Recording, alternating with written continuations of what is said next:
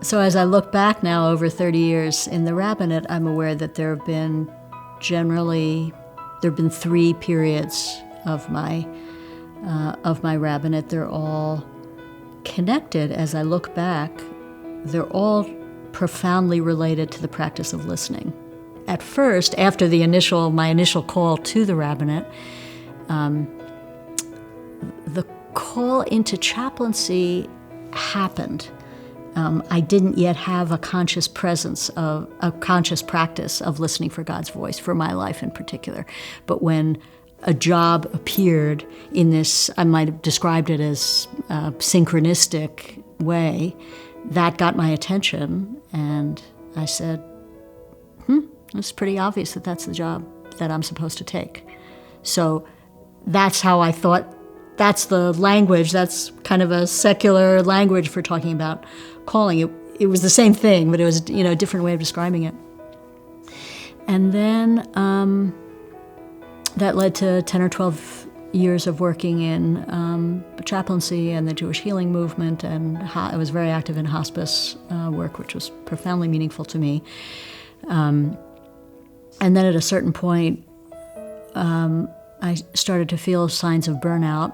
By that point, I already had a practice of paying attention that was a spiritual practice and not just a psychological practice of attending to what was moving inside. And I realized it was time to step back and was maybe a very quiet kind of calling to step back and to see what would happen next, to take a little bit of a rest, to give my soul a rest, and see what happened next. And what happened next is that spiritual direction showed up. And my husband and I went to Israel for a couple of weeks to visit my stepson, who was spending the year in Israel as his gap year between high school and college. On that visit, we went to some place that I'd been hearing about for years, called Neve Shalom, Wahat al-Salam, Oasis of Peace. And I knew that their signature program, which they'd already had 40,000 people pass through, was a 3-day dialogue coexistence program for high school juniors. And well, the day that my husband and I had the opportunity to go visit Neve Shalom happened to be the first day. This is, call it synchronistic, call it divinely led, happened to be the first day that one of these groups of kids had arrived, and we got to watch through a one-way mirror, settling into the norms of this place, which is not that the Jews are in charge and the Arabs are secondary, but that there's a radical equality that's very closely attended to in the methodology. But we were watching, process of a bunch of teenagers do icebreakers, learning one another's names, but there was nothing, or beneath the surface, there was nothing at all ordinary about the scene. And when the person who had driven us kind of tapped on our shoulders and said, it's time to go, I want you to meet the director, and then we have to get back to Jerusalem, I had this very powerful physical experience of being riveted to the floor and not wanting to leave that place. Well, and I realized that every time I told the story of what had happened for me there, I made this motion, and I realized, though I usually, the communication that I receive from God is usually on the heart and head level. That's usually where I live from, not so much on the body level. But this was kind of a physical, and I realized